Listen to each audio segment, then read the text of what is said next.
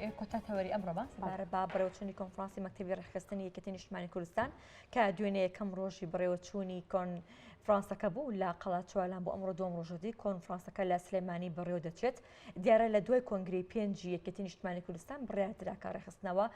لە ناو مەکتەبی ڕێکخستن و ئۆرگانەکان و هەیکەل و پەیکەربەندی مەکتەبی ڕێکخستندا بکرێت کە تێدا چەندی گۆڕانکاری گرنگ یەکێتی نیشتیمانی کوردستان دەیەوێت لە ڕێگەی کۆنفرانس و هەروەها لە ڕێگەی کۆنگرەوە بهێنێتە ئاراوە. ئێمە دەچینە لای زۆر بەڕێز ئەرسەلان مەحموود لە پرسەی ڕاگەاندنی مەکتەبی ڕێکخستنی ئێرانیە و ئەندامی کۆنفرانس بەڕێزان ڕاستەوخۆ لەگەڵمان ئامادەن کاک ئەرسەلان ساڵ لەبێ باین باش بەخێراتی کاک ئەرسەلان زۆر بەخێر بێ کاک ئەرسەلان. کاک ئەرسەلان سەرەتا دەمەوێت دید و تڕوانینی خۆتمان سەبارەت بە بەڕێوەچوونی ئەم کۆنفرانسە پێ بڵێیت دوێنێ یەکەم ڕۆژی بەڕێوەچوونی کۆنفرانسەکە بوو هەسەنگاندنی تۆ بۆ کۆنفرانسەکە چۆن و بەگشتی کۆنفرانسەکە چۆن بەڕێوەچوو. زۆر سپاس دەتوانم بڵم سەرەتایەکی زۆر گرنگ بوو یا بە بڵم ڕۆژێکی زۆر نوێ بوو لە ژیانی حزبی یەکێتی نیشتیمانی کوردستاندا دەستپێکی سەرەتایی و وەرچەرخانی شێوازێکی تازەشە لە ژیانی حزبیدا لە ڕووی کاری ڕێکخراوی چکەمە یەکەمین جارە کە یەکێتی نیشتیمانی کوردستان بۆ داڕشتنەوەی سیستەمی کاری سیاسی و حزبی خۆی کۆنفرانسێکی لەو جۆرە دەخاتە ناو ئۆرگانە معنیەکانی تابێتی خۆی جاران ڕەنگە لە کۆنگرا بە شێوەیەکی گشتی بە شێوەیەکی شمولی لە کۆنگرەکان قرار لەسەر پەیکەری حزب و لەسەر کاری ئۆرگانیکی ئەمانە دەدرا بەڵام ئێستا بابەتەکە بۆ ئەوەی کە لەگەڵ هەلوو مەرجەکە لەگەڵ دۆخی ئەم ئێستای ناوچەکە و جیهانیش بەڕاستی بتوانێت حزبەکە بتوانێت خۆی بگونجێنێ ئەم پرۆگرامە لەسەر ڕاستپاردەی کۆنگرێت دراوەتە ئەک بێکی مەکتەبەکان مەکتەبی ڕێکخستنیش لە چوارچێوەی کار و باری خۆیدا کە پێکهاتە ئۆرگانیچیەکەی حزبەکە لە خۆ دەگرێت وەکو مەڵبەندەکان و کۆمیتەکان و ئەو ژیانە ڕێکخراوەیی کە هەیە بۆ ئەمە بەسەر کۆنفرانسی خۆی دوێنێ دەست پێ کرد لە کۆنفرانسەکەدا کۆمەڵێک هەمووتاری کۆنفرانس و هەم راپۆرتی گشتی مەکتەبی ڕێکخستن خوێنراوە کە بە تەسەوەری من ئەمە یەکەمین جارە دوای 32 ساڵ من کارکردنم لە ناوی یەکێتی نیشتیمانی کوردستان بەڕاستی دوێنێ زۆر خۆشحاڵم یەکەمین جار بوو من راپۆرتێکی ئاوە پڕزانیاری داتا پێیسکرا و ئەکادیمی و زۆر ڕێک و پێک ببینم کە هەم تەشخیصی کەم و کوڕیەکانی حزبەکە بکات لە ڕووی تەنزیمیەوە هەم بتوانی زۆر بە ئاسانی نەخشەڕەی تازەش لەسەر ئەم منهجات چ لە ڕووی پەرکەربەندی و چ لە ڕووی نەخشەڕەی کاری سیاسیەوە حتا لە ڕووی گرنگیدان بە چین و توێژە جیاوازەکان و مخەتەبەکردنی فئە جیاوازەکان لە مەودوات چۆن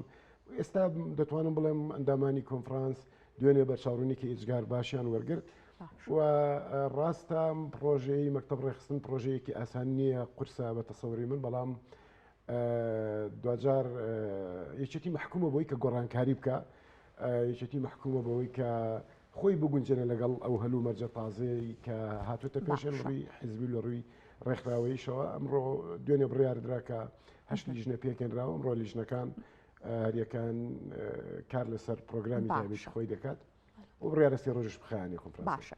هەڵبەتە کاک ئەرسەلان دوێنێ لە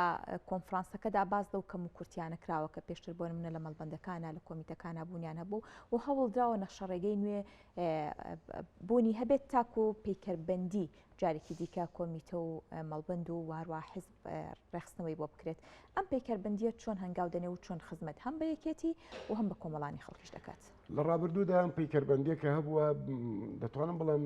نەکرد بۆ یەکێتی نیشتیمانی کوردستان بۆ ژیانی زۆربەی زۆری حزبەکان ینی شتێکی شمولی بووە سەرم بنمونە تعریفی نەبووە پێناسەی نەبووە بۆ ئەو شتەی ئۆرگانەکەی داناوە بەڵام تعریفی ئۆرگانەکەی نەکردووە بەشەکەی داناوە بەڵام پێناسەیەکی بۆ ئیشوکاری بەشەکان نەکردووە لەم پرۆگرامە تازەی یەکێتی نیشتیمانی کوردستاندا موقعێکی دیاری کردووە ئۆرگانێکی دیاری کردو هەم پێناسەی بۆ ئۆرگانەکە کردووە ئۆرگانەکە چییە ناساندوویەتی و هەم پێناسەی بۆ ستافی ئۆرگانەکەش کردووە کە ئەرکی ئەوان چ دەبێت ینی شێوازی بەرپرسیارەتەکان ئەرکەکانیان لە چوارچەوەی ئەو پێناسەیەدا دەتوانن پێڕۆ بکەن ئەمە هەنگاوێکی زۆر باش دەبێت بە تەسەوری من لە ژیانی حزبیداوە کەم و کوڕیەکانیش لە ژیانی ڕێکخراو حتمما ئەوەی کە ئێستا تا ئێستا یەکێتی نیشتیمانی کوردستان کاری پێکردووە دەتوانم بڵم پێکاتە ئۆرگانیکیەکەی دەگەڕێتەوە بۆ زیاتر لە 30 ساڵی ڕابردوو ینی دنیا گۆڕاوە قۆناغەکە گۆڕاوە قۆناغی ژانی حزبی گۆڕاوە و پێداویستیەکانی خەڵک گۆڕانکاری گەورەیان بەسەرداهاتووە کەش و هەوای کۆمەڵایەتی ژینگەی کۆمەڵایەتی پێویستی بە ڕیفۆرمی جیاوازە یەکێتی نیشتیمانی کوردستانیش لەبەرەوەی کە نوێگەری یەکێک لە بنەما هەرە ئەساسیەکانی دامەزراندنی ئەم حزبەیە ناکرێت دەستەوەستان ڕاوەستێ دەبێت بە شێوەیەکی بەدیدێکی نوێ بێت مخاتەبەی پرسە جیاوازەکان کە چکۆ مەسئولە بەرامبەر بۆ کۆمەلگای مەسئولە بەرامبەر بە ئایندی ئەم کۆمەلگا لەبەرەوە هاتووە کە دەست لەسەر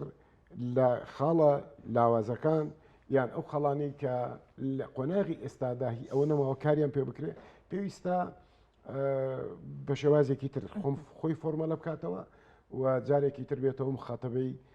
پرسەکان. کاک ئەسرانەکەتی نیشتیمانی کوردستان چۆن ئەتوانێت هەماهەنگی هاوسەرگی لە نێوان ئەندامە کۆن و تازەکانیدا ڕابگەت چۆن ئەتوانێت هەردوو لاپێکەوە هەرێکە و بەدیدی خۆیان بتوانن خزمەت بە حیزبەکەش و خزمەت بە خەڵکیش بکەن. ئەم پرۆگرامە تازەیە هیچ کەس ئاوت ناکات و ژیانی حزبیش لە ڕاستیدا پێویستی بە هەم وزەی نوێ هەیە بۆ یەکێتی نیشتیمانی کوردستان کە خۆی هێزێکی نوێ هەردەم لە نوێبوونەوەدایە و بەڵام بەڕاستیش بەبێ کەڵگوەرگرتن لە ئەزمموی تێکۆشەرەکانمان لە ئەزمموی کادرە سیاسیە باڵەکانمان ممکن نییە بتوانین ئەم کاروانە سەختە پڕ مەسئولیەتە بتوانین سەرخەین لەبەرەوە هەم لە پێکاتە ئۆرگانیکیەکەیدا بواری ئەوەی هێشتۆتەوە کە تەوازنێکی باش هاوسەنگەیەکی باش لە نێوان نەسلی کۆن یانەوەی کۆن و نەوەی نوێدا لە ناو حزبەکەدا ڕابگرێەوە توانێت ئاوێتەیەکی باشیش لە نێوانیاندا دروستکە و هەم توانی ویژێتی کە بەپی ئەو نەخشەڕێی کە دای دەڕێژێ بە کار دەکریانی ئەوە نییە بڵێ وەکو جاری جاران بڵن کە تۆ فلان بەشیان فلان ئۆرگانی بڕۆ ئیش خۆت بکە وەکو لە پێشەوە باسم کرد پێناسە و تعریفی داوەتێ بۆیە توانیوێتی بەرچاوڕوونی باش بخاتە بەردەست و هەمنەوەی نوێ لە ناو پێکاتە ئۆرگانیکیەکاندا شوێنی خۆیان دیارە و هەم ئەمنەوەی ڕابردوو ژیان تێکۆشەڕە ڕاستەقینەکانی ئێمە تێکۆشەرە ڕسەنەکانی ئێمە چ لە باری سیاسی لەو مەجالەکانی تردا ئەوانیش شێوازی خۆیان شوێنی خۆیان دیارە لە ناو ئیشەکەدا و بەدڵنیاییەوە بەیەکەوە نەبێ ئەم کاروانە ناتوانانی سەرخەن بۆیە توانیوێتی هاوسنگێکی باش ڕێکە من دەمە یەک شتیش بڵم یان ئەم پرۆژەیە هەموو شتێکی تازە تا کۆنێکت دەبێت بڕێک بە زەحمەتە کاتی دەوێ و هەزمکردنی دەوێت بەڵام بۆ هەردوو لایەکە بڵێ بەڵام ئەگەر لە ڕووی زاتیەتەوە سەیری بابەتەکە بکەی ڕەنگە هەموو پرۆژەیەکی تازە لە بەرژەوەندی هەندێک کەس بدات من ڕەنگە لە بەرژەوەندی من کە من مەسەن دوێنێ فیگەرێک بووم لە ناو ئۆرگانەکاندا بەشێکم بەڕێوە بردو کارێکم کردووە ڕەنگە دەسەڵاتەکانی من یان ئەو ممارەسەکردنی ژانی حزباتی کە من تا دوێنێ بەو شێوازە کردومە ڕەنگە ئەمڕۆ ئەم دەرفەتەم نەداتێ ڕەنگە لە ڕووی زیاتیەوە کە سەیری بکەین ڕەنگە باش نەبێت بۆ تۆ ینی بۆ هەندێک کەس بەڵام بۆ حزبەکە بەڕاستی شتێکی زۆر نایە ئەوەی بۆ ئەندامانی دڵسۆز یەکێتی نیشتیمانی کوردستانیش بەڕاستی ئەمە قبول کراوە کە بە دیوێکی دیکە خزمەت بکرێ و گرنگ نەبێ بەلایەوە بابەتێکی دیکە دەمەوێت باسی بکەین ئەو باڵانسەیە کە پێویستە لە نێو یەکێتیدا هەروەکو هەبوو و هەش بێت باڵانسی جێندەریە لەم کۆنفرانسەدا یاخود لە هەیکەلی داهاتوویەکێتیدا تا چەندە توانراوە ئەرک و بەرپرسیارەتیەکان بەژن بدرێت و ژن ڕۆڵی هەبێت. یەکێک لە کاری لیژنەکان هەر مختصە بەم بوارە بەڕاستی کاری لەسەر دەکا بەڵام ئێمە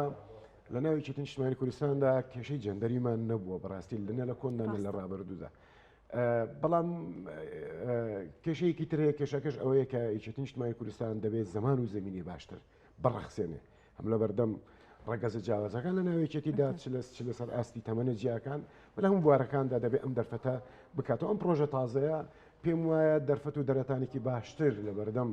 گەشەپێدانی تواناکانی کچان ژنان و گەنجان بە شێوەیەکی گشتیدا دەڕەخسێنێ و پێم وایە کە ئەوەی کە بێوێ کار بکات دەتوانێت زۆر بە ئاسانی ئەسپی خۆی لینگدا لە ناوژیانی ڕێکخراوەی و ناوژیانی سیاسی بۆ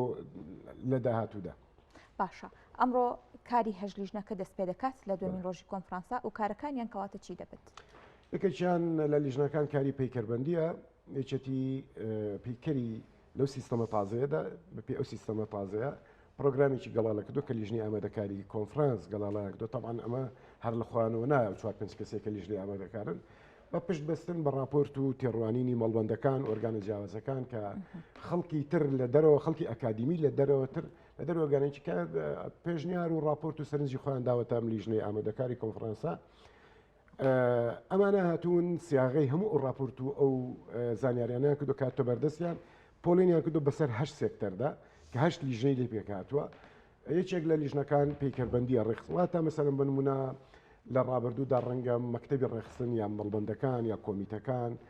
پێکهاتبوون لە 10 بەش یان 11 بەش، بەڵام ئەمە هاتووە سیستەمێکی تازەی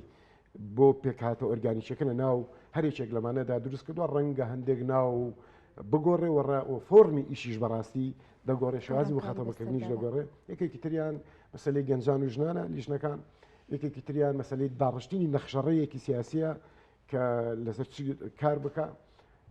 یەکێکی تریان مەسەلەی هەڵبژاردنە سێکتەرێکی تر لەو لیژنانێکی کارتاک. ئێتر لیژنەکان لەم شێوازەدا کار دەکەن دوا مناقەشەی خۆیان دوا گفتوگۆی خۆیان تا سبەینێ گەڵاڵە دەکەن و سبەینێ بڕیارە جارێکی تر ئەمانە کۆنفرانس بیخاتەوە دەنگدان و پێشنیار و بڕیار و ڕاستپاردانەی خۆی لای خۆی پەسەند بکە و بەرزی کاتەوە بۆ کۆمیتی سەرکردایەتی و سەرۆکی یەکێتی نیشتیمانی کوردستان بۆی کە دوا بڕیار وەربگرێ و بخرێتە بواری جێبەجێکردن. کاتە کاک ئەرسەلان یەکێتی دوای ئەنجامدانی ئەم کۆنفرانسە ئەتوانێت چی بەدەست بهێنێت؟ بەگومان هەناسەیەکی تازە وزەیەکی تازە دەخاتەوە ناو ژیانی ئۆرگانیکی، هیوایەکی تازەش بۆ ڕێخستنەکانی دروست دەکات. من دەمەوێت لێرە ئەوە بڵێم کە هەموو خەڵکی یەکێتی نیشتیمانی کوردستان ڕێخستنەکانی یەکێتی نیشتیمانی کوردستان تەمەنای گۆڕانکاری گەورە لە ژیانی حیزبیدا دەکەن. من داوا دەکەم کە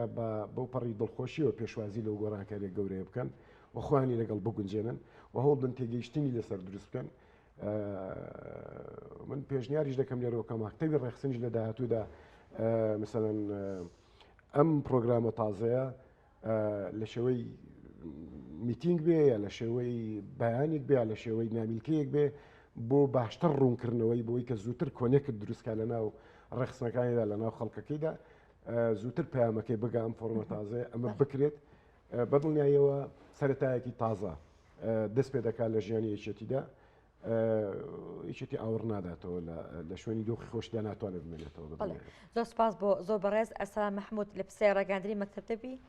مەڵبەندی ڕێخستنی ڕانیا و ئەندامی کۆنفرانس. زۆر سپاس بۆ تۆ، سپاس بۆ ئامادەبوون. سپاس بۆ بەڕێستان، سپاس بۆ ئامادەبوون.